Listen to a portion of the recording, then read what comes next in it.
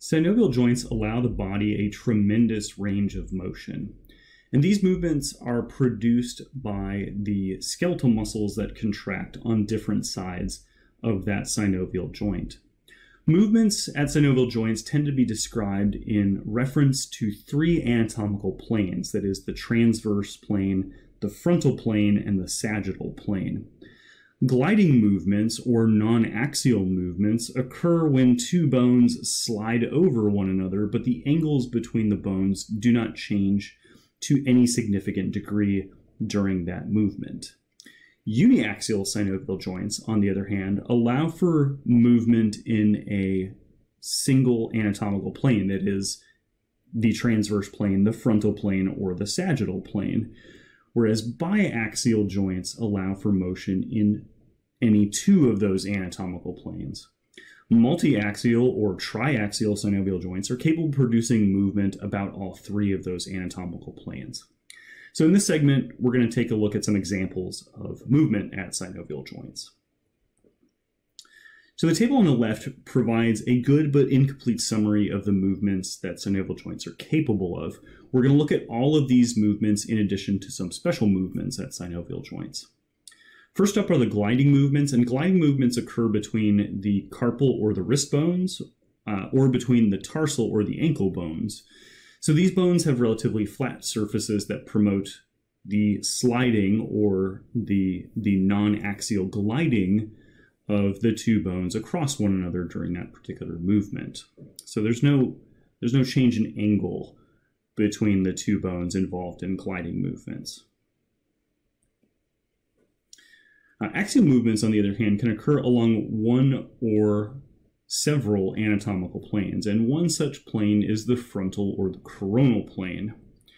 Another plane is the median or the sagittal plane, and a third is the transverse plane. So if a joint is capable of producing movement at one of these planes, it is a uniaxial synovial joint. If the joint is capable of producing movements along any of these two planes, it is a biaxial joint. And if the movement can occur along all three of these planes, it is a multiaxial or a triaxial synovial joint. So now let's take a look at some specific movements here. So we'll start with flexion and extension. Now, flexion and extension are movements that typically take place within the sagittal plane and involve anterior or posterior movements of the neck, the trunk, or the limbs. So flexion is typically defined as a decrease in the angle at a joint, while extension is the opposite of that. Extension is defined as an increase in the angle at a particular joint. And both of these, again, are occurring in the sagittal plane. So, for example, the vertebral column, flexion is an anterior bending of the trunk, while extension is a posterior bending or straightening from a flexed position. Hyperextension of the trunk or hyperextension of the neck occurs when the trunk or the neck are extended beyond anatomical position. Abduction and adduction are motions that occur within the coronal plane and involve medial or lateral movements of the limbs, the wrists, the fingers, the toes, or even the thumb. Abduction moves any of these structures away from the midline in a coronal plane. So think of abduction, because the word abduct means to take away, while adduction, ADD, two Ds, moves them back towards the midline. So think of adduction as adding the limbs or adding that structure back to the midline. Circumduction describes the movement of a limb, either the upper limb or the lower limb, in a circular manner. So the hip or the shoulder end of the limb during this movement tends to remain relatively fixed, while the foot or the hand describes a circle. And so the resulting motion that occurs essentially the limb draws a cone in the space in which it moves. And so again, this could apply to the upper limb or the lower limb. So the remaining movements that we will discuss are special movements. So first up are pronation and supination. So these are special rotational movements of the forearm. So in anatomical position, the forearm and the hand are in a supinated position, and the palm is facing anteriorly. So in this position, the radius and the ulna bones that are in the forearm are parallel to one another. If the forearm were to be rotated medially so that the palm faces posteriorly, this would be pronation. So when the forearm is pronated, the radius and the ulna are crossed over one another, essentially forming an X shape.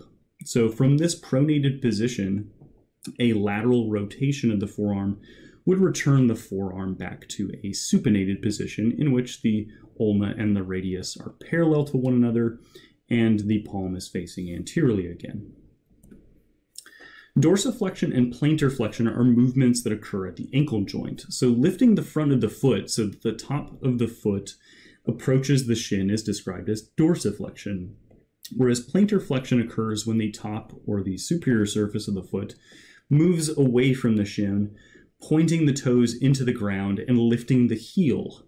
Plantar flexion occurs during essentially what's called the push-off phase of walking or running, so this is the movement that propels us forward, whereas dorsiflexion helps to pick up the anterior or the distal part of the foot, however you want to look at it, the distal part of the foot, so that the toes don't drag into the ground when our foot is being moved forward to take a step forward. So these are dorsiflexion and plantar flexion. Inversion and eversion are complex movements that occur along several plane joints of the tarsal bones of the ankle. So it's important to note that inversion and eversion movements do not occur at the ankle joints with the leg. Rather, they're occurring among and within the ankle bones themselves rather than at the ankle joint that's formed between the tibia and the fibula where the ankle bones meet the leg. So inversion describes a movement in which the sole of the foot is rotated towards the midline, while eversion is the opposite motion in which the sole of the foot is rotated away from the midline. Protraction and retraction describe the anterior or posterior movements of the scapula or the mandible. So protraction describes a gliding that is a non-angular and non-rotational movement in an anterior direction, while retraction describes a gliding movement in a posterior direction. Elevation and depression are also special movements that occur at the scapula and the mandible. So elevation describes the movement of the scapula or the movement of the mandible in a superior direction, whereas depression describes a movement of the scapula or the mandible in an inferior direction. So for example, the mandible, elevation is an important movement that brings the teeth together, especially when we're biting food or when we're chewing food. Whereas depression of the mandible opens the jaw for either speaking or consuming food. Now the last of the special movements is a special movement of the thumb that occurs at the joint between the trapezium and the first metacarpal. So that would be occurring right about here at this joint here. And this movement is called opposition, and opposition describes the movement of the thumb that brings the tip of the thumb in contact with the tip of any of the fingers on the same hand. So this is a really important movement because it gives us the ability to grasp objects and use tools.